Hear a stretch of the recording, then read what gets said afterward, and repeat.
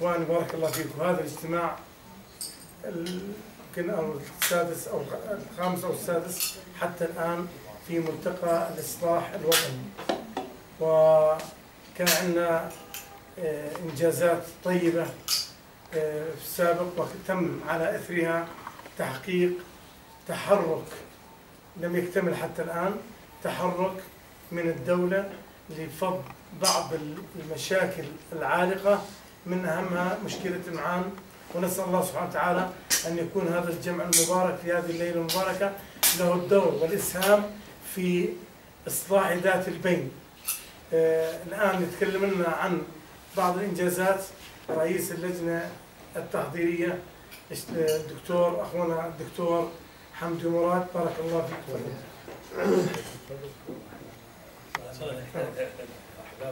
وقف مجلس والله والله خذ راحتك انت قاعد الله يحييك الله يبارك فيك. بسم الله الرحمن الرحيم، والصلاة والسلام على خاتم المرسلين نبي العربي الهاشمي وعلى آله وصحبه الطيبين الطاهرين وعلى من تبعه وتبعهم بخير وفضل وإحسان إلى يوم الدين. يعني أحبتي، أتحدث بينكم ولست بخيركم. كلفتمونا وشرفا لنا أنا وأحبتي سعادة أخي مازي الفايز، وكذلك سعادة أخي الشيخ مروان شوقي صلاح، وكذلك سعادة أخي الشريف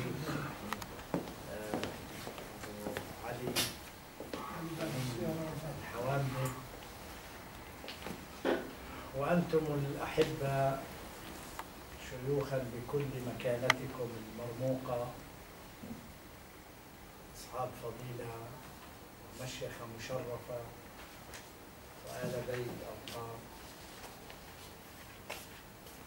بكل منابتنا وأصولنا في هذا الوطن. نعتز أننا نلتقي في بيت من هذه البيوت الأردنية الشامخة لشموخ هذا الوطن، عند أخي الحبيب الشيخ مروان أبو أيمن. وأعتقد أن خطواتنا من فضل الله تعالى نعدها إيجابية إن شاء الله، وما قصدنا إلا وجه الله تعالى في أن نحقق خطوة إلى الأمام في ظل أزمة حقيقية يعيشها الوطن. نحن لا شك دائما نحن متفائلون، ولكننا لا يجوز أن نضع رؤوسنا في الرمل أحيانا ونغفل الحقائق التي لا تطرح من أجل النقد واليأس، وإنما تعرض وتذكر من أجل الإصلاح والخروج من مأزقها إلى حلول استقرارية في هذا الوطن. ولا يخفى عليكم جميعا وقد اتفقنا أن الوطن في أزمة، ونحن بخير قياسا على غيرنا، وقياس الغير لا يبرر الجلوس وعدم الإصلاح. ونحن في سلك التعليم أحيانا نجد عندنا شعبة في الجامعة أو في غير الجامعة أعلى معدل فيها في 70، فهذا اللي ماخذ 72 هذا القمة. لكن شعبة أخرى الأول فيها 98. لذلك حينما نريد القياس بالنسبة والتناسب، معنى ذلك أن هناك 30 درجة، الماخذ 50 في الشعبة العالية هو الذي يأخذ 20 في الشعبة الأخرى، وهكذا. نعم، نحمد الله على أننا في وطن فيه من الإيجابيات، بدءا من قيادتنا الهاشمية ومسيرتها عبر قرن إلا قليل، نكبر نعمة الله ونحمده سبحانه لوجودها من مكة إلى الأردن. ومقابل ذلك نكبر أيضا باعتزاز هذه العشائر وشيوخها التي عانقت هذه الإمارة الهاشمية فالمملكة، وبمسيرة توازنت فيها هذه العلاقة في بناء الوطن، عشائرا وقيادة هاشمية. موضوع عام لم يكن جديدا بالنسبة لمسيرتنا الإصلاحية منذ أكثر من سنة، وقبل رمضان الماضي بقليل أيضا في هذا البيت الكريم اجتمعت وجوه طيبة وكريمة وناقشنا تفاصيل عديدة، وقلنا معا أزمة يجب ألا تكون، وألا تكون معناها هناك خلط في الأوراق فيما يقال حول تفاصيل كثيرة تحتاج مزيدا من الحكمة والوعي، ولا يصح أن نترك القرار الجزئي الرسمي ليقرر في معان تفاصيل الحل والخروج من الأزمة، لأن هذه الجزئية في العمل الرسمي لما تكون على مستوى مدينة بكل تفاصيلها أعتقد أن الأمر يستحق أعلى مقام في الوطن يكون له الدور المباشر في إنجاز توجيه وحل لهذه الأزمة. وتوالت الاجتماعات، أذكر خلال السنة حتى موثقة في الصحف والمجلات والمواقع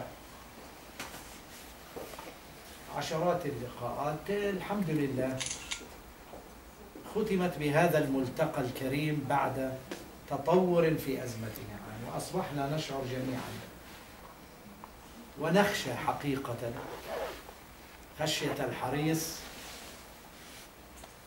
وليس خشية المرتعد أن همة من نوع جديد يجب أن تبدأ في الوطن.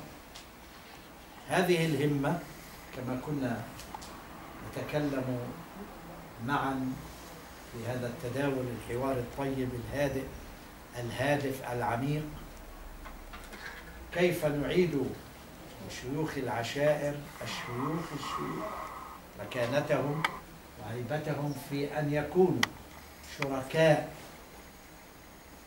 للحل في أي أزمة معان أو غير معان، شركاء في هذا الوطن كما نشأت هذه الشراكة من مطلع الإمارة، كانت شراكة حقيقية، بيعة لهذه القيادة المباركة الهاشمية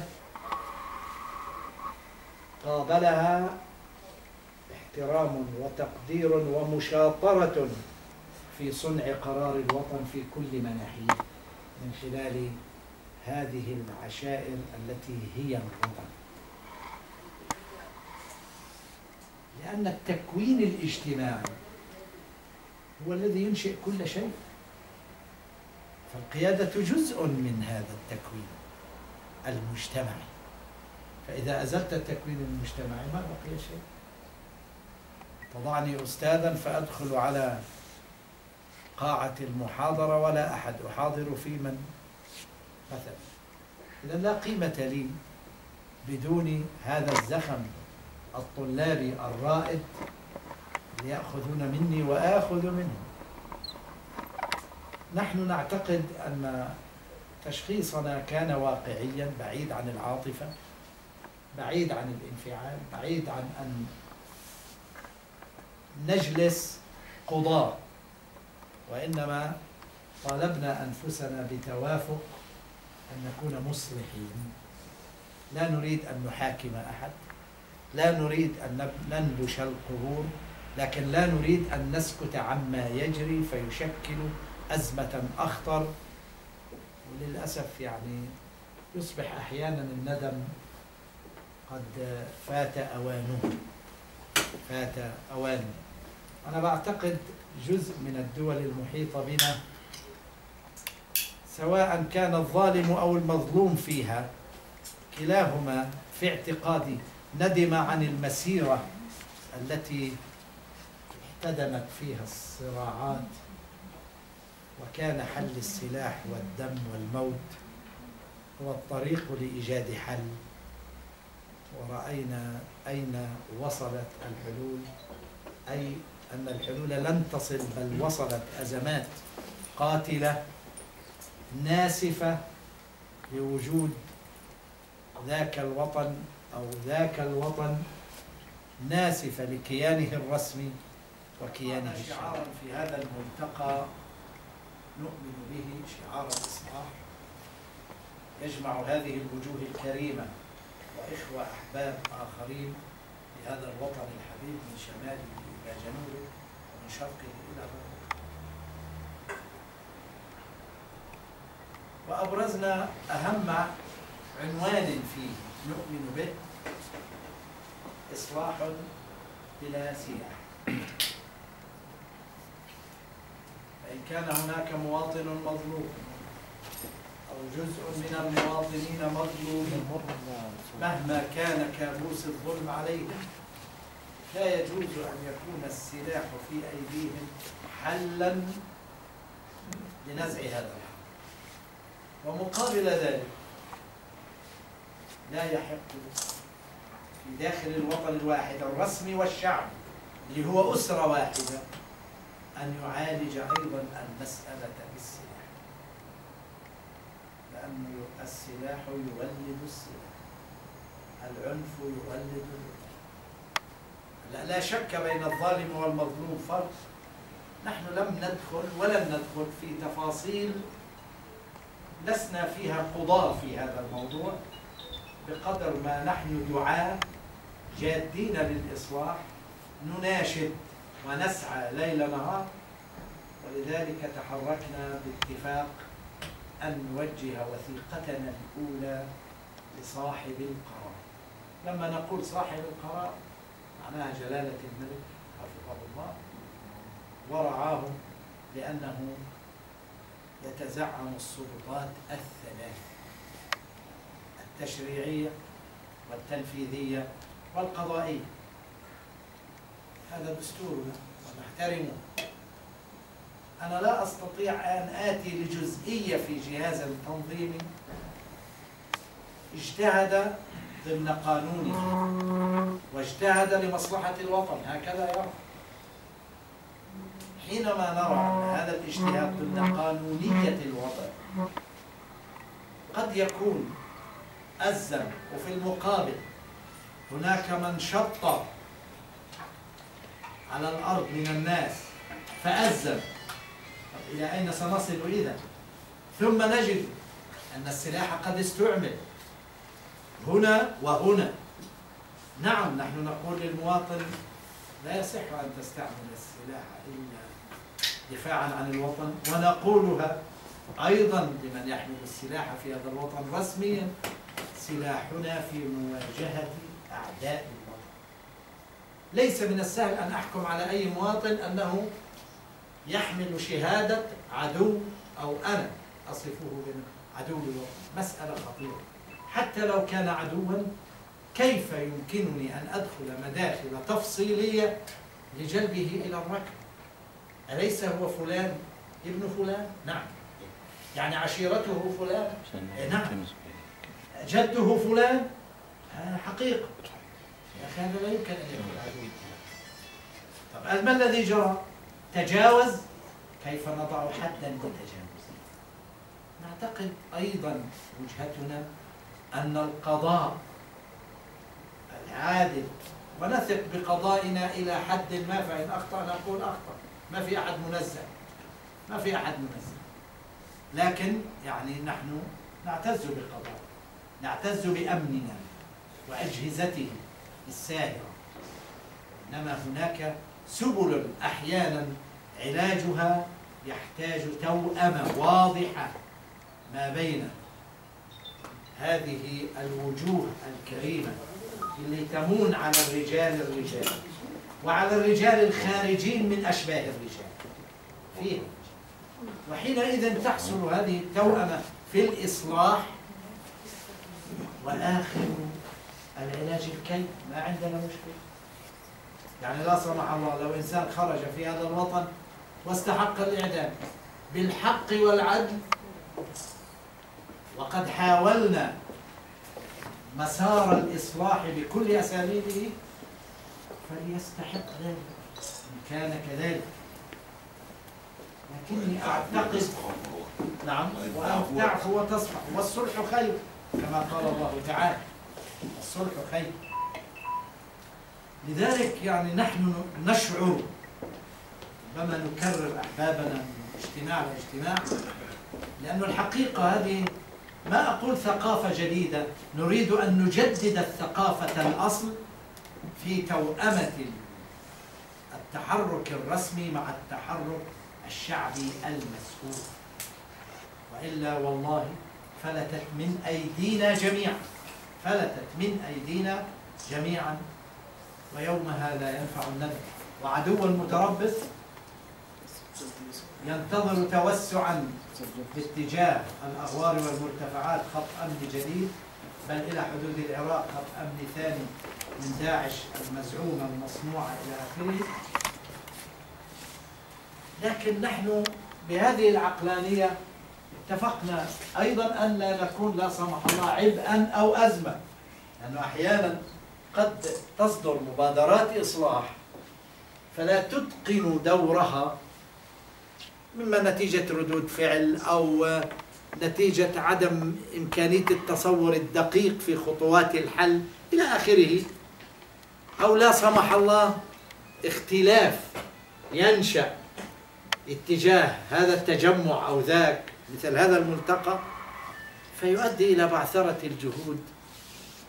إن لم لا سمح الله يحصل فشل، قد يحصل ما هو أكبر، خلاف وشرذمات من هنا وشرذمات من هنا. من فضل الله تعالى نحن قلنا يا ديوان عامر مفتوح لكل الأحباب، ننادي فيه نضع أيدينا في أيدي بعض، ليس فينا من يأمر على أحد، كلنا خدم لهذا الوطن بالمشورة والمحبة والحوار. نعتقد أن جزءا من هذا الحراك الإيجابي وشهدتموه أحبابنا، نحن نعم متأكدون أنه شكل يعني ضاغطة إيجابية اتجاه الوضع الرسمي، بالإضافة إلى عوامل وأسباب أخرى. عليكم السلام ورحمة الله وبركاته. عليكم السلام. حياك الله. وجهات أيضا تمارس جهدها، لكن نحن نقول يعني بجهدنا المتواضع شكلنا خطوة تحرك ونصيحة وتنبيه، كان في بعدنا الشعبي أو في بعدنا الرسمي. أنتج هذا الوضع بالنسبة للتحرك الشعبي ملتقانا اللي نعتز به وإياكم، ونحن خدم لبعضنا بعضا لهذا الوطن، نحمل بعضنا بعضا بكل وجهاتنا واجتهاداتنا. وأكدنا معا أنه نعم منطلقنا إلى جلالة الملك، شكلنا الوثيقة واطلعنا عليها وبدأ التوقيع عليها. الخطوة التي لم نلتقي بعدها، نحن بعثنا برقية باسم هذا الملتقى لجلالة الملك حتى ندع للوثيقة مجال للتوقيع، وقد بدأت وسائل الإعلام تتناقل الوثيقة، فلا يصح أن يكون صاحب البيت لا يدري عن الوثيقة. احنا داعيين على شرف فلان مجموعة من الأحباب، كل الأحباب يعلمون الدعوة وزمانها ومكانها، والمدعو على شرفه الناس لا يعلم لا بزمان ولا بمكان الدعوة. فقلنا يعني لا يليق حتى لا يفهم الأمر خطأ، كأنما نحن نشكل يعني ضغطا بطريق غير متناسق كما يقال بروتوكوليا. فبعثنا برقية عاجلة باسم هذا الملتقى لجلالة الملك وضمناها هذه الوثيقة، وقلنا له إنه هذا الشعب الأبي وأحبابك وهم يؤكدون ولاءهم وتجديد عهدهم وبيعتهم. هناك مئات التواقيع على هذه الوثيقة التي ستصلكم، لكن رأينا أن نوصل إليكم هذه الوثيقة عاجلة لتكون بين أيديكم قبل أي أناس آخر. يعني نحن سننتظر، يعني نحن بعثناها قبل 3 أيام فقط من هذا الوقت. إذن هذا يعني ما أردت أن أضيف. رقم 1 أننا رفعنا وثيقتكم الموقرة لجلالة الملك، رفعناها برقية 846 كلمة، ووصلت طبعا إلى الديوان العام، وإن شاء الله تأخذ مكانتها. لكن نحن نبقى تحت هذا العنوان: اللهم هل بلغت؟ اللهم فاشهد. هذا واجبنا، لا نحمل جميلا لأحد ما دمنا قد سخرنا أنفسنا خدمة لهذا الوطن وتعاونا صادقا مع قيادة هذا الوطن، القيادة الهاشمية جلالة الملك، ورأينا أنها الطريق الأمثل، وسنظل باتجاه هذا الطريق ما لم يكلف جلالة الملك أناسا في مستوى المسؤولية من أجل ترجمة خطوات على الأرض حقيقية. الخطوة الأخرى أيضا هذا اللقاء الوزاري من اللجنة الوزارية التي شكلها دولة رئيس الوزراء ومجلس الوزراء جزاهم الله خير، ورئيس هذه اللجنة الوزارية معالي أخونا الأستاذ الدكتور أمين محمود وزير التعليم العالي وفريقه السداسي، 6 هم: وزير العدل ووزير التخطيط ووزير التنمية، وزيرة التنمية نعم، ووزير دولة نعم، ووزير البلديات أيضا منه. جزاهم الله خير. الجماعة اجتمعوا يوم 13 من شهر 7 في المدينة الرياضية مع فريق من شخصيات معا ووجهاء معا، بلغوا أكثر من 30، وتم التداول في مدة حوالي 4 ساعات، لقائهم من 5 إلى 9. ونعتقد أن يعني كانت حوارية إيجابية وضعت مجموعة من النقاط على الحروف بشكل نظري. ومن أهم هذه النقاط التي نراها مهمة كملتقى، كلام كثير طبعا. رئيس اللجنة أعلن مكانة إمعان، أصل إمعان، استقبال إمعان للقيادة الهاشمية، دور إمعان التاريخي عبر مسيرة المملكة. جزاه الله خير، يعني أعرب عن جانب لا بأس به، وهذا يعني تكلم حقائق. إنما هناك حقائق أحيانا تتجاهل، لكن هو أعلن هذه الحقائق حتى يفهم أن الدور الرسمي مستوعب مكانة إمعان. ماشي. طيب هل هناك استيعاب للأزمة؟ حسب التداول مع اللجنة الوزارية من قبل إخواننا في معان، أحبابنا ووجهاء معان وشيوخ عشائرها في مجموع 30 أو 34، طرحوا كل شيء، واللجنة الوزارية ناقشت معهم كل ما طرح. ما هي المشاكل والقضايا والأحداث؟ 1 2 3 10. ما هي الحلول إذن ما دامت الحكومة تريد أن تدخل بدور فعلي في الإصلاح، وإقرارا بأن الأزمة التي حصلت ما ينبغي أنها كانت، وأن المعالجات لم تكن في المستوى المطلوب، بل ربما أنشأت أكثر من أزمة على الطريق. النقاط التي أيضا كحلول طلبت وطرحت: أولا إعطاء الحقوق مستوفاة مع الاعتذار لكل الذين توفوا أو قتلوا بالتعبير في هذه الأزمة، والذين جرحوا والذين تضرروا، بما فيها أزمة جامعة الملك حسين رحمه الله. هذه كانت نقطة مهمة، وأن يكون هذا بكل إكرام وتكريم حسب الأصول. المحور الثاني الذي رأينا أنه له أهميته، وكان هذا محورا أيضا، هو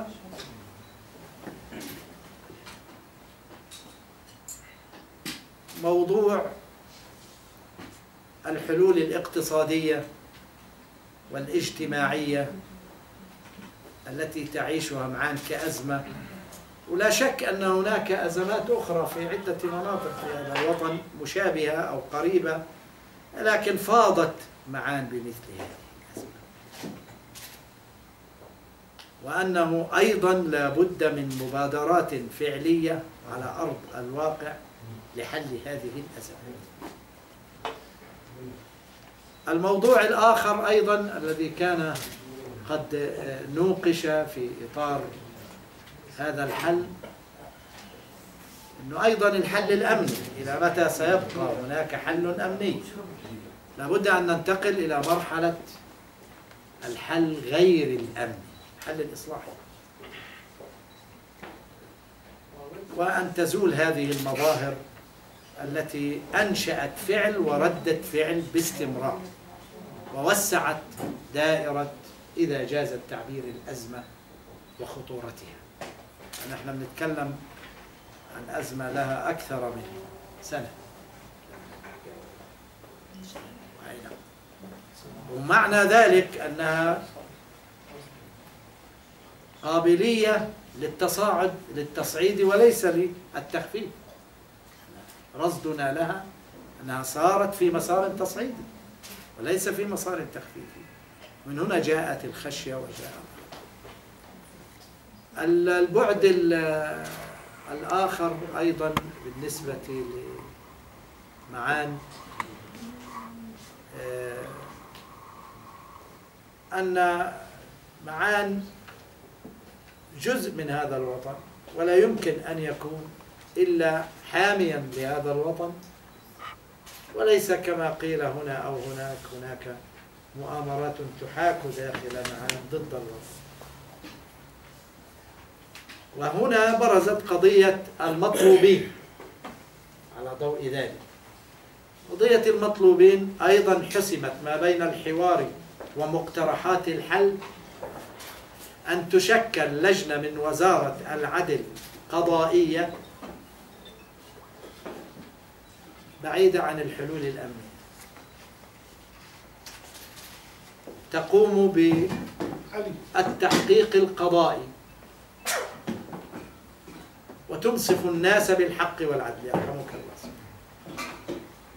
وأنه لا يصح أن يتم التدخل في إطار هذه اللجنة الخاصة، يعني تشكل لجنة من وزارة العدل قضائية خاصة، وليست ضمن أيضا حتى المحاكم العامة، لتبحث مسألة المطلوبين فردا فردا، وبعيدا عن أن يوضع أي مطلوب في دائرة الاستجواب الأمني كما هي طبيعة الأمر، واللي نحن بنحترمها وبنقدرها، لكن قلنا طبيعة الأزمة أنتجت سبلا للحل تختلف. وهذا ما أعلناه نحن في الملتقى من قبل، إنه الحلول هي قضائية وليست أمنية. مطلوب قضاء في الأخير بقرر من آسفون ونعتذر وحقك على رأسنا إلى من يستحق الإعدام بالحق والعدل. هذه أبرز ما رأينا أنها تستحق الوقفة في تلك الجلسة التي استمرت 4 ساعات. ونعتقد يعني بتداولنا أنه نحن كملتقى يهمنا، طبعا هم أضافوا بعدا آخر، تنقل هذه المقترحات التي اتفق عليها بين اللجنة الوزارية وبين وجهاء وشخصيات معاني 30 أو بضع و30، ترفع لمجلس الوزراء ليشكل مجلس الوزراء لجنة مشتركة وزارية ومن وجهاء معان لتنفيذ هذه الحلول، كما تم الاشتراك بلجنة وزارية مع وجهاء وشخصيات معان من أجل تشخيص المشكلة واقتراح الحلول. الآن مرحلة جديدة تنفيذ. نحن نعلق إيجابيا فنقول مرحبا بهذه التوجهات، ونسعد في هذا الملتقى جميعا بهذه الخطوة الرسمية والشعبية. ولكن يبقى سؤالنا وحثنا وتشجيعنا ونداؤنا، ونحن لا يزال خطابنا مع صاحب الجلالة، لكن نضيف على ضوء هذا اللقاء نداؤنا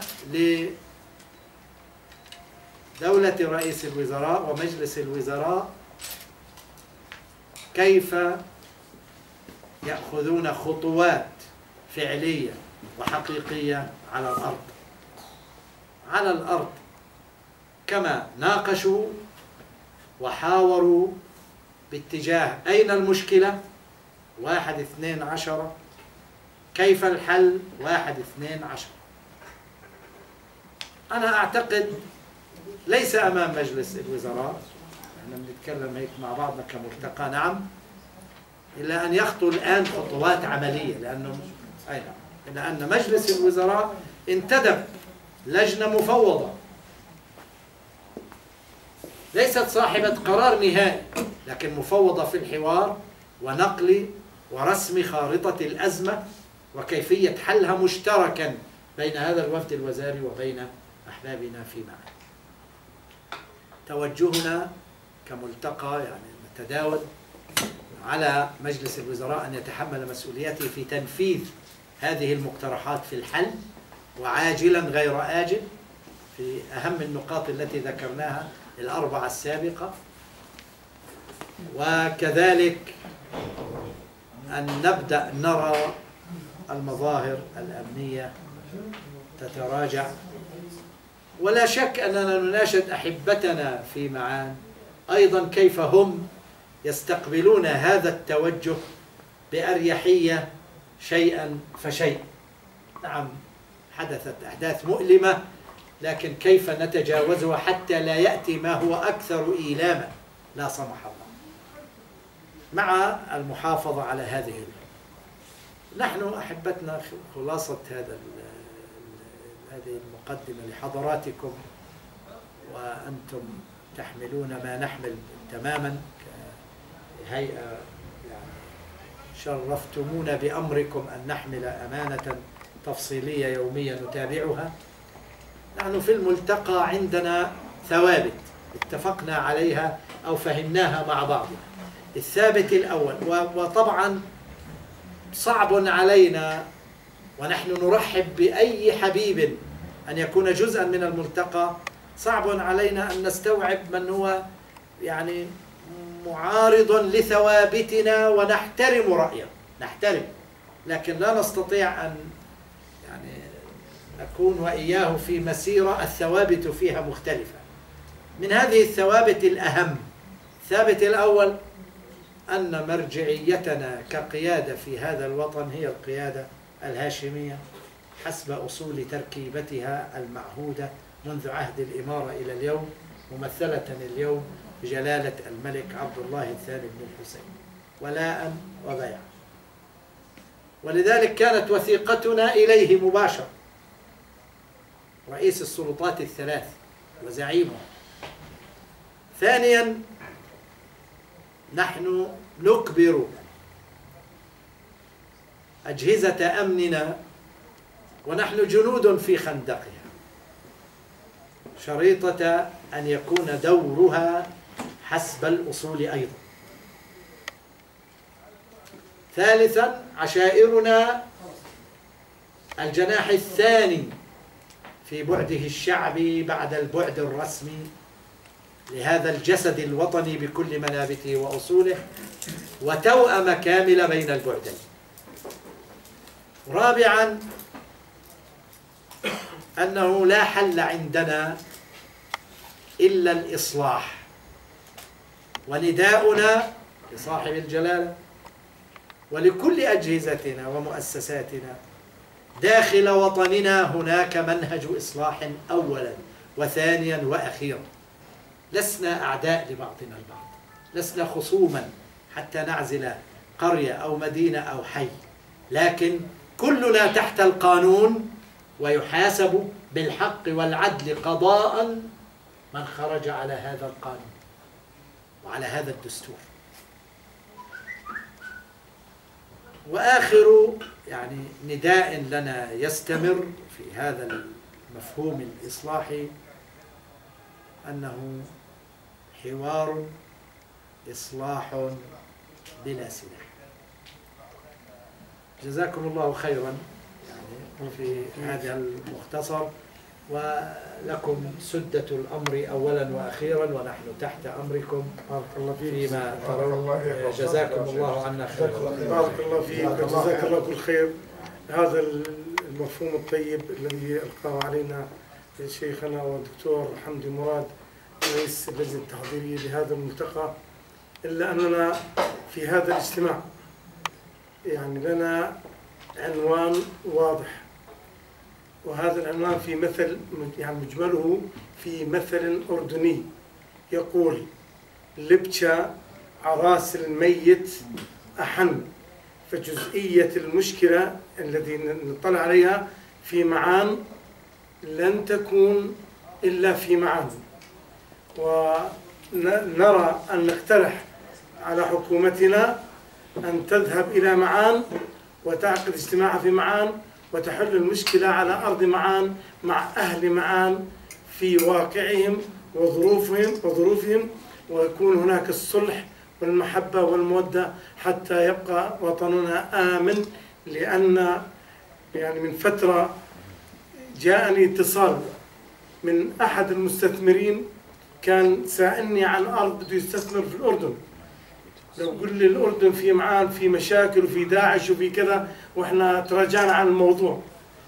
قعدت يعني أيام وأنا أقنع فيه إنه ما في من الحكي، فهذا يؤثر على اقتصادنا. لذلك نقول مرة ثانية: لبشة عراس الميت أحن، حل مشكلة معان وأي مشكلة في مكانها وفي موقعها مع احترام كرامة هذا المواطن واحترام إنسانيته بكل الصور. فيش حدا أكبر من حدا، كلنا في هذا الوطن سواسية ولنا مكانة. بارك الله فيكم. أستاذنا إذا تحب تفضل. شكرا. أستاذ شيخنا وكبيرنا غازي أو جميل الفايز. بارك الله فيك. بسم الله الرحمن الرحيم، والصلاة والسلام على سيدنا محمد رئيس اللجنة حبيبا وعلى آله وصحبه أجمعين. أخواننا الأعزاء، الحديث عن الملتقى طبعا هو حديث كبير وليس مختص في جزئية اللي هي جزئية معان. جزئية معان هي أولوية لأنه فيها أحداث مش من سنة، من سنوات، خلينا نتكلم بأمانة. وما يجري في معان هو مرشح لأن يجري في أي مدينة وفي أي بقعة على هذه الأرض الأردنية، لأنه نفس الظروف اللي تتعرض لها معان تتعرض لها باقي مناطق المملكة. فأتمنى حقيقة أن هذا الملتقى، ملتقى الإصلاح،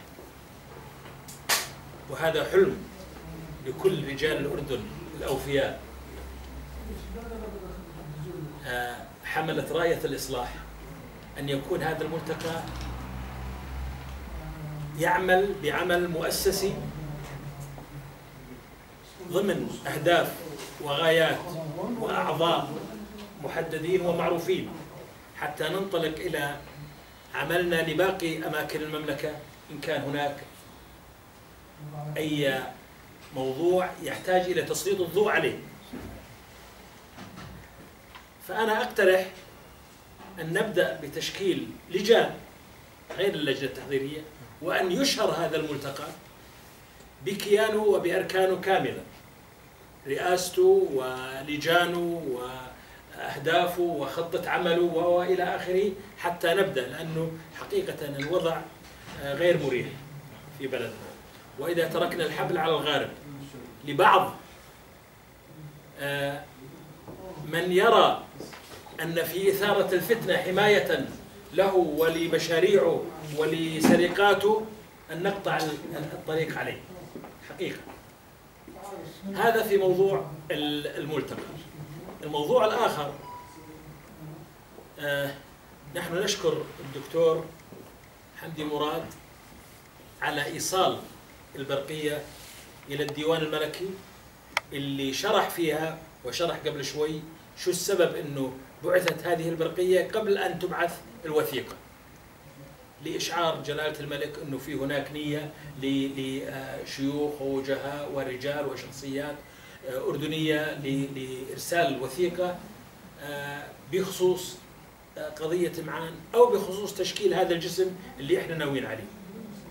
لكن خلينا نتحدث بمنتهى الصراحة والشفافية، ونطلب من رئيسنا المحترم أن يتابع مع رئيس الديوان، لأنه إحنا مشكلتنا مش مع جلالة الملك، مشكلتنا مع ما دون جلالة الملك. جلالة الملك إذا دقينا الباب سمع الجواب وهو يستجيب، لكن المشكلة أنه أيادينا قصيرة للوصول إلى الباب، ممن هم عقبة وحاجز بيننا وبين باب جلالة الملك. فعلى رئيس الديوان أن يجاوب هذه الوجوه الكريمة خلال مدة أسبوع. أنا أقول على رئيس الديوان، وهذا الأصل. إذا ما جاوب خلال أسبوع معناته لا فينا ولا في اجتماعاتنا، معناته شو بنسوي؟ كلام جرايد خلينا نسميه. فأنا أناشد أخونا الدكتور حمدي أن يتابع مع رئيس الديوان موضوع هذه البرقية وموضوع هذه الوثيقة، وأن يأتي رسالة بإشعارنا أنه استلمها جلالة الملك. بعدين خلاص انتهى، جلالة الملك هو صاحب الشأن، يجاوب ما يجاوب، يضع حلول، يوجه الحكومة، هو صاحب الرأي. لكن يجب أن نشعر بإشعار من رئيس الديوان أنه الرسالة سلمت. وأنا على يقين ولتجارب سابقة بأنه رئيس الديوان ما يوصل للملك. خليني أحكيها بأمان. رئيس الديوان هو من يقيم ويعطي لنفسه الرخصة بأن يقيم هذا الموضوع مهم أو غير مهم، ولا يعير أي اهتمام لمن بعث هذه الرسالة أو بعث هذه البرقية. ولنا تجارب سابقة مع رئيس الديوان ومع غيره من، طبعا أنا لما أحكي رئيس الديوان ما أحكي عن شخص معين، إحنا لنا تجارب مع رؤساء ديوان خلال فترة طويلة، لا نحدد شخص، لكن هي صارت سنة اتبعت، وهي سنة غير حميدة حقيقة، أن يخفى على جلالة الملك ما يدور في صدور رجال الوطن ورجال الأردن اللي هم خير مستشار وخير ناصح إلى جلالة الملك. فيجب علينا أن نضغط باتجاه استجابة بطانة جلالة الملك لما يطلبه الشيوخ وشخصيات أردنية بهالمستوى اللي احنا قاعدين معه.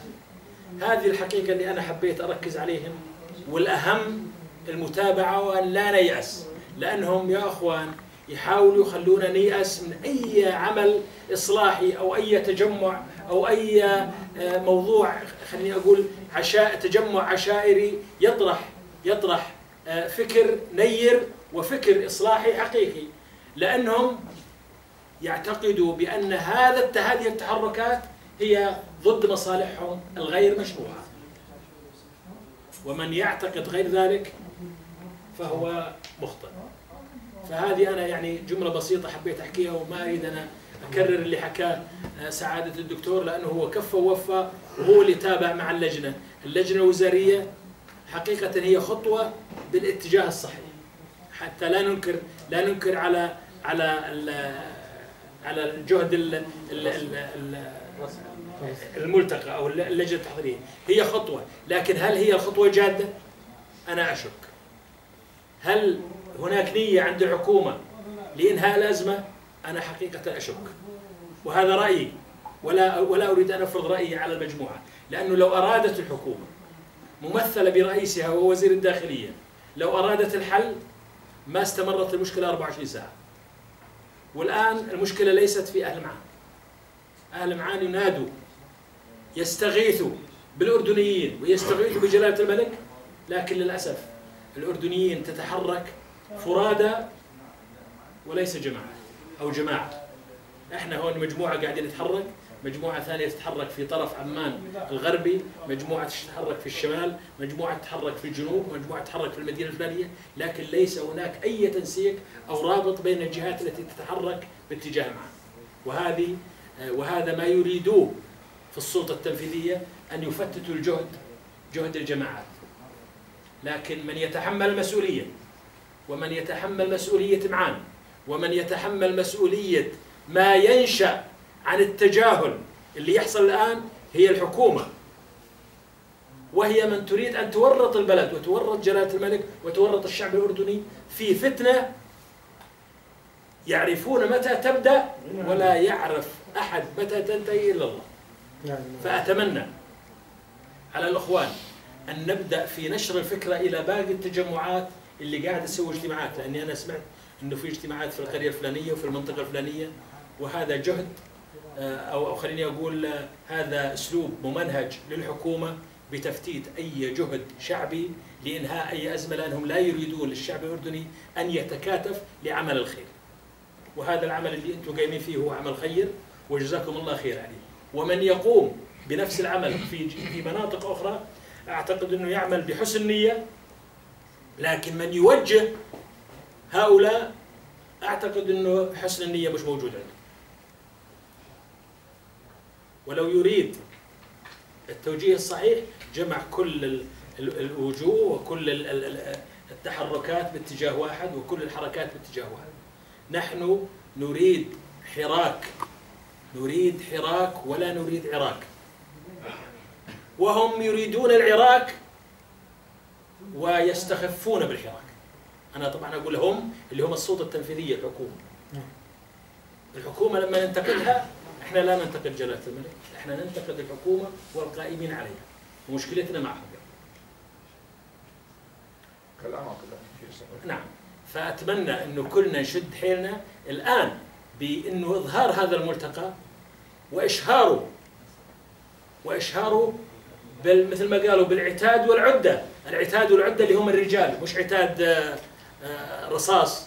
العتاد والعدة هم الرجال والقلم، أن يكون في رجال ويكون في إعلام. أنا لما أقول القلم اللي هم الإعلام ينشروا الكلام الصحيح اللي لمصلحة الوطن ويصب في مصلحة الوطن، ولا يصب في خانة مصالح الفاسدين اللي تربعوا وقفزوا في غفلة من الزمان إلى دائرة صنع القرار وبدأوا يتحكموا في العباد وفي البلاد والعباد وعاثوا فيها فساد.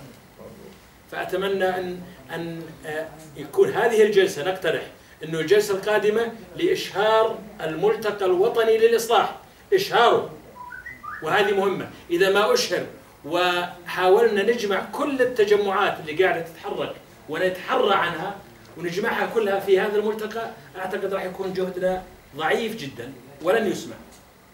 والسلام عليكم. بارك الله فيك. بارك الله فيك. اسمحوا لي أستاذ تتكلم يعني؟ إذا سمحت لي. بتقدمك. الله يكرمك. لأن مقامك كبير. الله يخليك. ماشي. بارك الله في شيخنا الشيخ غازي على هذه الحرقة، على هذا الوطن.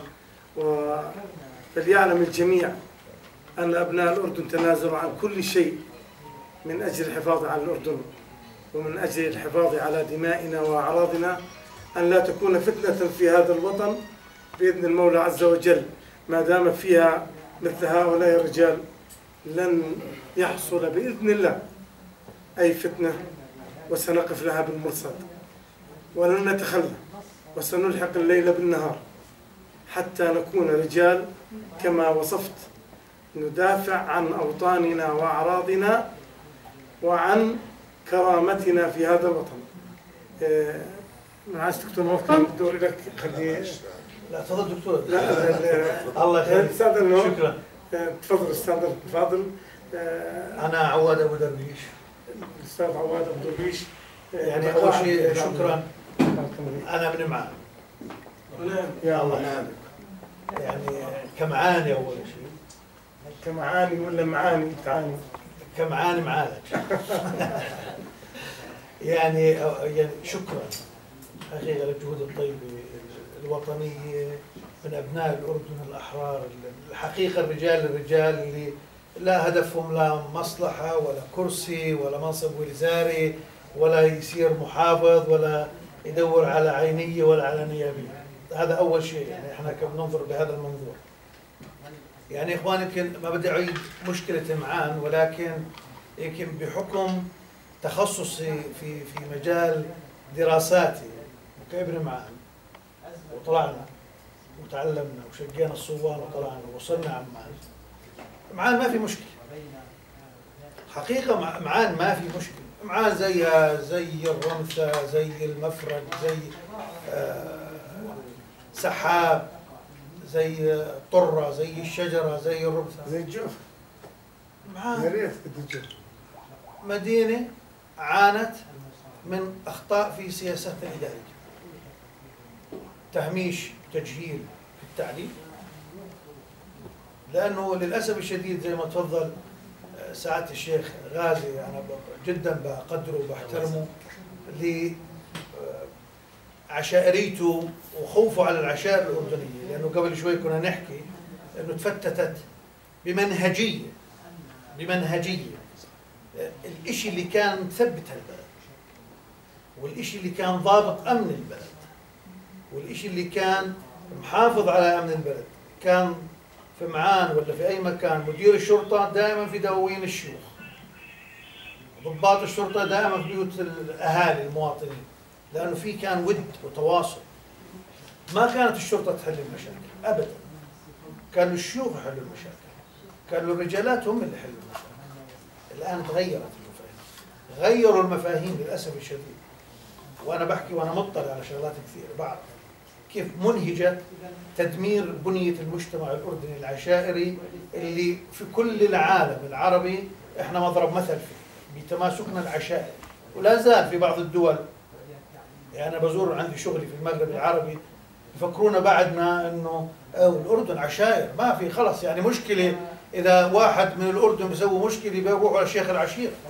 وصارت قضية عندنا في الأردن هون، حكى معي واحد من قطر قال لي أنا بدي أروح أنا سألت فأنتم في الأردن عشائر، لازم أروح على الشيخ حتى أخذ حقي من هذا الأردني، الأردن المقيم في فتخيلوا قديش فكرة الناس عنه. لكن للأسف الشديد، للأسف لأنه ذبحت هذا الشيء الخير اللي كان. معان بقول ما في مشكلة، لأنه معان زي ما حكيت زي باقي المدن الأردنية، فقر تعليمي. ليه؟ لأنه كان في معان لغاية الآن تروح على الصف الأول ابتدائي بتلقى شعبة ألف وباء وجيم ودال وهاء وعين وخاء، 300 طالب بيصلوا التوجيه 20. ليش؟ ليه بيصلوا التوجيه 20؟ لأنه اللي بيجي على معان واللي بيروح على الرمثة واللي بيروح على المفرق وعلى صبحة وصبحية مدرس لا يستحق أن يكون مدرس يدرس صف توجيه، لأنه ما بيقدر ينجحه في التوجيه، لذلك ما بيطلع الجامعة. فلذلك إلا من رحم ربي، إلا اللي الله هيك فتح عليه وتعلم وصل للجامعة فتغيرت المفاهيم عنده، ولا الباقي بده يظل في الشارع، بده يروح يسجل يا في الدفاع المدني يا في الشرطة بيخدم له فترة من الزمن. مع تطور العصر الحاضر للأسف الشديد انتشرت عندنا المخدرات ممنهجة، وانتشر عندنا الحبوب ممنهجة في كل أجهزتنا في بلادنا، وسرقة السيارات ممنهجة، كل شيء كل شيء.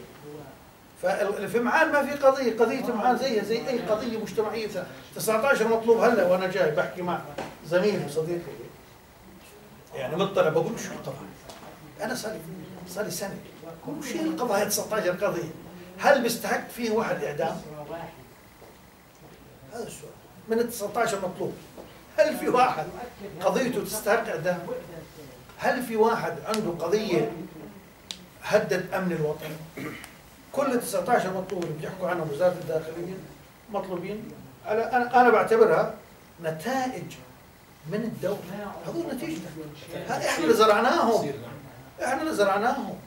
فطلع حرام يسرق له كيبل كهرباء، سارق له غنمات، متاجر له في حبوب في سلاح. نعم، ما حدا فينا بيقبل، ما حدا فينا بيقبل انه واحد يكون شاب. لازم يقوم زي ما تفضل ساعات الشيخ غازي، لازم يقوم، لازم يعالج، لازم نعاقب ولازم يحاسب، بس مش لازم اقتله. من متى؟ من متى اخلاقنا الاردنيين انك تفوت على بيوت الاردنيين في نص الليل؟ وين الرجوله يعني؟ تفوت على بيوت اردنيين في نص الليل والناس نايمه غافل، تفوت عليه بسواب اللي هم لازم يكونوا الكوماندوز وهذول تبعنا اللي يدافعوا عن امن الوطن، يفوتوا على بيت بكل المعدات المتطوره اللي يخلعوا وفتح البيوت. اذا صار ضابط الشرطه او الشرطه صارت هي لصوص في الكسر والخلع، معروف اللص عنده كسر وخلع هيك ويجرم اللص. اذا صرنا احنا كضباط امن او مسؤولين عن الامن نكسر ونخلع بيوت المواطنين النايمين ونفوت عليهم وهم نايمين عن نسوانهم، اول امس لما فاتوا على اخر بيت من اقارب صحيح عندهم مشاكل، العائله هاي عندها مشاكل فقط، هاي تستحق دراسه، تستحق دراسه اجتماعيه، مو تفوت عليهم. والمطلوب معاه 5 كف طلب، 5 كف طلب على القضايا اللي كانت عليه قضايا وكله جاي فين كف طلب. انت مدير شرطه وبتعرف انه هذا عنده كف طلب، تفوت عليه فرقه اسواق تقتل اخوه، ويمكن شفتوه على الفيديو الترميم من المجنزره. هو يستقبلك واحد اردني فايت عليه بنص الليل على مرته واولاده يستقبلك باقي تود يقول لك والله ويلكم تعال نام جنب مرتي. مو بده يدمرك، لو معاه كل الاسلحه بفتتك، لو كنت مين ما كنت. ما في واحد فينا، هذا انعدمت عندنا الكرامه معناته. ما في واحد عندنا حر بيقبل واحد يفوت على وسط بيته بنص الليل ويقول والله ها كلب يجي. وعندنا يعني كنا عيال عشائر وكنا رجال، ما في واحد بيقبل هذا. في شيء منظم كان في انه الناس والله اذا في واحد مطلوب، احنا كجهاز امني محترم ومحترف 19 تقدر تقضي عليهم. جبتهم في 2011 للدوار الداخليه وخليتهم يطخوا على الدوار الداخليه، خلفت كل الاعراف مشان يحموا لك الدوار الداخليه من هبه الحراك، وقطعت دابر كل واحد بده يتحرك، خوفتهم في المهنيه موثقه عندك على كل الوسائل. سمو الامير حسن حكاه قال ايش الدوله اللي بتستعين في مواطنين في مدينه يجوا يدافعوا عنها، وموثق وتشوفوه كله على الفيديو. اللي جابوهم لعند الديوان الملكي للدوار الداخليه وحطوهم وين؟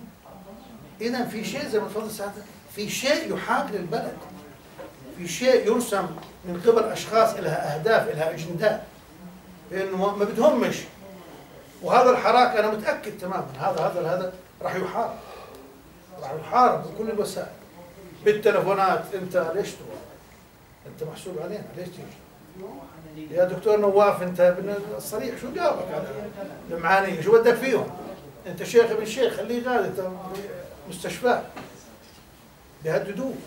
بيهددون الشيخ غازي، بس خسوا عارفين يعني عارفين حالنا. بس المشكله مش معنا ابدا، المشكله مش معنا، المشكله اللبه، المشكله الرمثه، المشكله الطره، المشكله ذيبان، كل قريه اردنيه نفس واقع معانا. انما يمكن انا معانيه شوي بصرتنا محروقه، ويمكن خاصيتنا شوي انه بصير عندنا طخ بهيجوها انه في عندنا شقين، شق مع الدين وشق للاسف مخالف الدين. هذا نتيجه الدوله اللي ساوته هيك. ولا لا في داعش في معان، ولا في سلفيين في معان. لو في داعش في معان انا متاكد كان فجروا كل مجنزرات الامن لانه بده يكون معاهم تسليح واسلحه ويرتكبوا، بس ما في هالكلام اللي للاسف الشديد اللي زرعوه في عقول حتى وسائل الاعلام. اذا ما بعرف اذا تابعته او بتابع الجيروزالم بوست والفاينانشال تايمز، اذا شفتوه اجوا على معان وسووا لقاءات وكتبوا كلام حتى بسيء للقياده، انه هذا اخطاء الملك عبد الله الثاني. للاسف الشديد حطها واحد من الصحفيين، وهذا قلنا له ما بصير، بعثنا له ما بجوز تكتب انت كلام زي هيك، انه هذا اخطاء حكومات الملك عبد الله، انه هذه اخطاء متراكمه. والحكومه لو كانت جاده زي ما تفضل سعاده الشيخ كان مش هلا بتشكل لجنه وزاريه، كان المفروض من اول. ايش معنى لجنه وزاريه ولجنه نيابيه؟ وين تروح الناس؟ مع مين تشتغل؟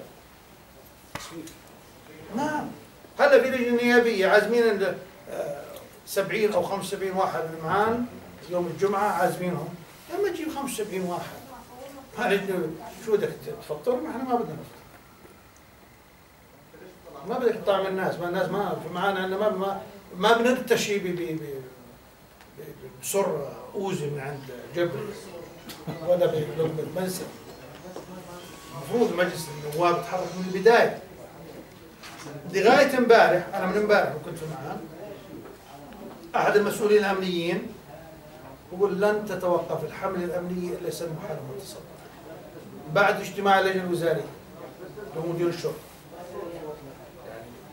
وقول له مجموعه راحوا يعني المخابرات واجتمعوا معاهم يا جماعه الخير حدوا اللعب، حدوا اللعب.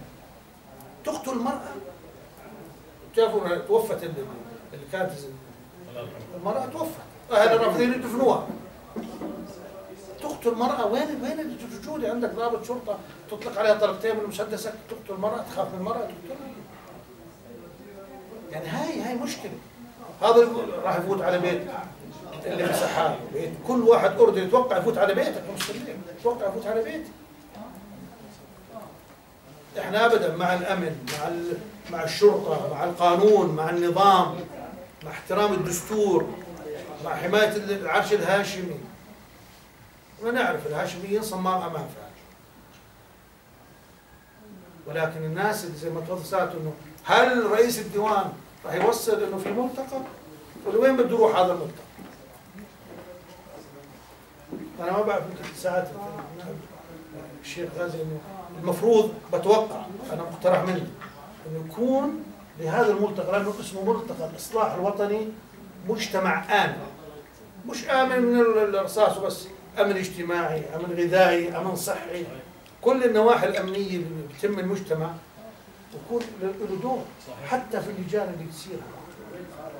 وما بعرف كيف اذا مبادره تطلع من نفس الملتقى انه يجمعوا اللجنه الوزاريه مع اللجنه النيابيه ويجلسوا مع المعانيتنا اللي زي في كل مدينه. عندنا معانيه هبل، عندنا معانيه مشتريتهم الدوله، عندنا معانيه بتبعثهم للاجتماعات، تبعثهم للاجتماعات زي ما صار في الاجتماع الوزاري، بعثوا من جنودهم، طبيعي المحافظ رشح الاسماء، بعثوا كم من واحد مشان يظهروا انه ابناء معان امام المسؤولين مختلفين. وهذه السياسه للاسف الشديد تتبعها الاجهزه، والله ودي لك مجموعه الزند تبعينهم مشان لما يصير النقاش يطلعوا مشان يسووا اختلاف بين بعض. فانا متوقع في السبعين يمكن اوصل شيء عندنا طخ صار الجد. اذا جندوا لهم كمان ما قدروا في اللجنه الوزاريه ما قدروا يجيبوا غير 3 من جماعتهم، بس 70 يمكن يجيبوا لهم 10 15. فاحنا هلا اللي في معان الشباب معان الواعيين المدركين، رئيس البلديه الشباب الوطني الاردني اللي بيقول مشكله معان مش معان، زي ما انا بحكي مشكله معان كل مدينه اردنيه بيقولوا مشكله معان في معان، اللي بده يجي حل حلها بسيط، حلها بسيط. والله لا بدها لو ناويين، والله المفروض حتى جلال سيدنا ما يبقى حلها بكل اريحيه، ممكن تتخذوا قرار. انا اسف جدا اطلت عليكم، بس يمكن في بعض الناس حتى مو عارف حتى شو المشكله في معه. معلش سامحوني مش ما عندوش الصورة الصحيحة. بارك الله فيك. وكان هذا يمكن أنا بتوقع من أحد الأسباب اللي فاقم الأزمة، أنه كنا أو كانت تنقل الصورة عن أحداث أو عن ما يجري في معان بمنهج حتى الأردني يقولوا يلا يعني حرام هالمعاني جنة وشو هالمعاني شايفين حالهم مش كثير زي على وين شايفين حالهم روحوا امسحوها. سمعنا هذا الكلام. وصلوا المواطن الأردني إلى الحقد مش الكره، انه والله شو اللي قاعد صار. انا امبارح كانوا معي، انا فريق من التلفزيون امبارح بدنا نعمل برنامج تلفزيوني، انا بدنا نحارب يعني بنفس سياسته. فقبل ما هذا يعني خافوا من محطة رؤية، يعني صديقي مالك صديقي قال لي بدنا نسوي برنامج، بدنا نجد حل من خلال الإعلام. العالم مو سامع، يمكن جلالة الملك مو سامع صح، بدنا نسمع. بس قال لي يا أخوي إن شاء الله الكاميرات والموظفين والكاتب شو قالوا كسروهم بكره بيدفعوا. قلت يا اخوي انا نازل معاهم، نزلت انا وياهم. المصور التلفزيوني نصب الكاميرا في وسط الشارع. المخرج يقول خليك في السيارة خلينا نتفرج، خلي اذا انذبح انا بدفعك وانا مش اتوقع. بعد ما خلص المخرج بيقول لي غريب، بقول والله لو في عمان الا مليون واحد صار يتحرش على الكاميرا، ولا واحد يطلع على الكاميرا، ولا واحد بلشان في المصور، ولا واحد بلشان. بدك اكثر من هاي وداعه؟ انه كاميرا تلفزيونيه ما تغريهم، انه محطه فضائيه ما بيهمهم. والناس هيشد فرف قال لي الله اكبر حسبي الله ونعم الوكيل. بارك الله فيك استاذنا الفاضل. اسف جدا اني اطلت عليك. مشكور على هذا مشكور على هذا الكلام الطيب، واخوانك في يعني مش كل المستمعين، لان احنا اثرنا على ان نجدد الاجتماع الاكبر، يعني اعداد كل اجتماع نجدد في وجوه جديده، كلهم يعلموا وعلى ما انت عليه. وسمعنا من اخواننا في معان من رئيس البلديه وغيره وجوه معان، ونعرف حقيقه هذا الكلام. وتصديقا لكلامك اليوم كنت في افطار وانا قاعد تفاجأتهم يقولوا معان محتليتها داعش، قاعد استلقيت كلمه فيهم وفهمت، قلت لهم والله العظيم وحلفت يمين انه ما في شيء معان يا جماعه. اهل معان اللي بيستثنى الاعلام اليهود، اهل معان رفضوا ان يطيعوا اهل خيبر، يهود خيبر، في وقوفهم ضد النبي صلى الله عليه وسلم، وبعثوا للنبي رساله، ورساله بعث لهم نبي، وهذا تاريخ، وهم نصراء من اول حياتهم من اخر حياتهم، فيستحقوا المكانه التي تليق بهم. وكأن الان معان تعاقب على مواقفها، معان تعاقب على مواقفها. بارك الله فيك استاذنا، وكنا معك في هذا الموقف ونحمل هذا الفكر، ومن جاء انه نخربوا نفس العمليه حصل معنا، ولكننا كما يقول مظفر النواب انا كالاسفنجة امتص كل الخمور ولا اسكر، وسنبقى باذن الله هكذا دفاعا عن اوطاننا. الان دكتور نواف شطناوي دكتور خفف بس انا بدي اعطيكم خبر هسه. حكى معي رئيس البلديه بسلم على الكل والمفروض يحضر هان.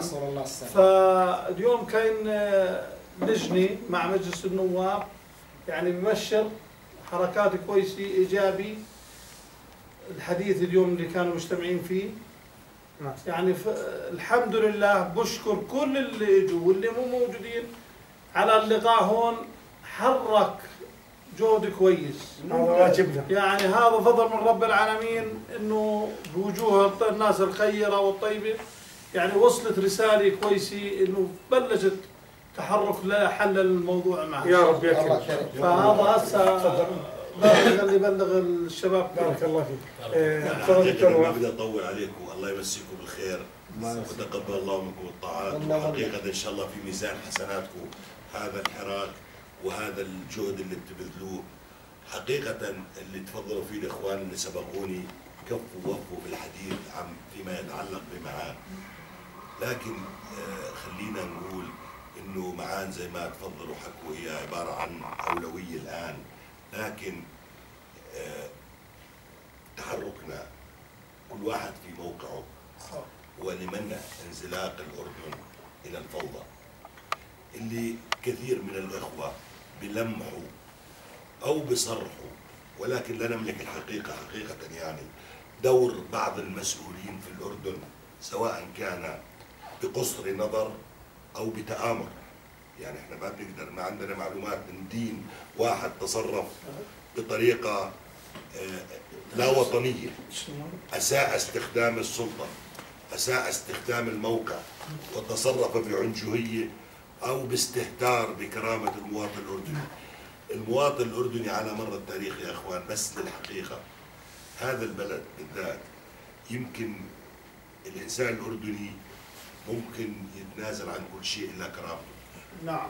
هذا الإنسان في الأردن، وهذه أنا ما بقولها لأنه إحنا أردنيين ترى. نعم.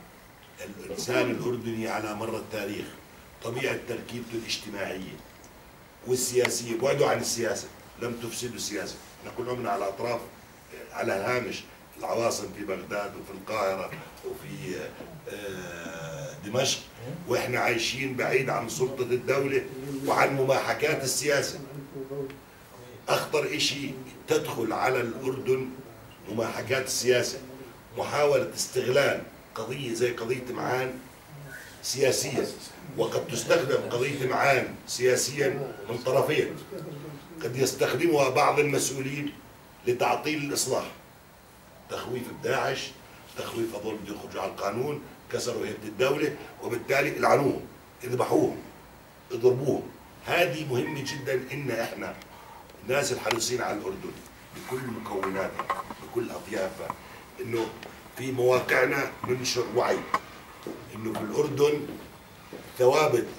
لو أخذت الأردنيين جميعا، وأنا ما بحكي أردنيين، أنا بحكي أردنيين، يعني أردنيين من كافة وهذا عيب نقول من كافة أصول المنابر، الأردنيين اللي بيعيشوا على الأرض وبينتموا إله وبيعتزوا بانتمائهم إله.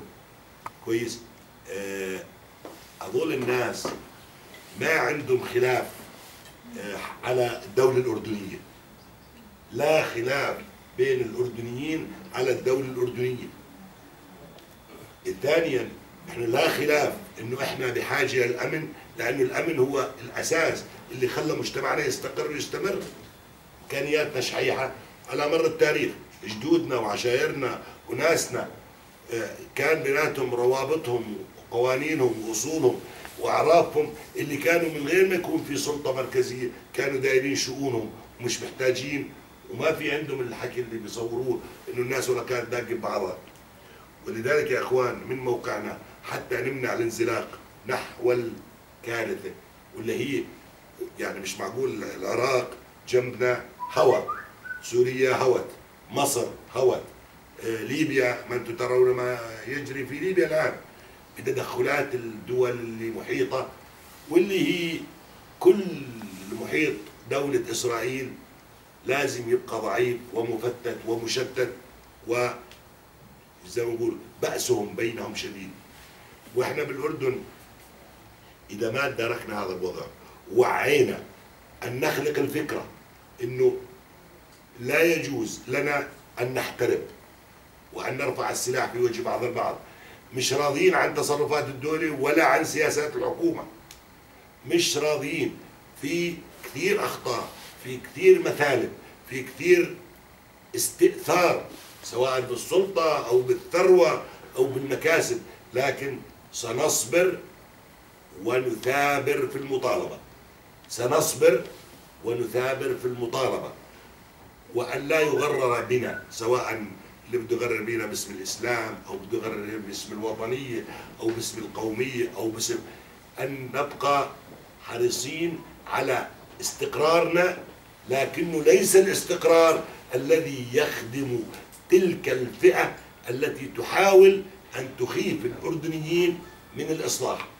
إحنا الأمن الأردني لن يتحقق بصورة حقيقية إلا بمباشرة الإصلاح الحقيقي، الإصلاح الحقيقي الذي يصبح فيه للمواطن الأردني دور وكلمة وليس مهمشا وعلى هامش.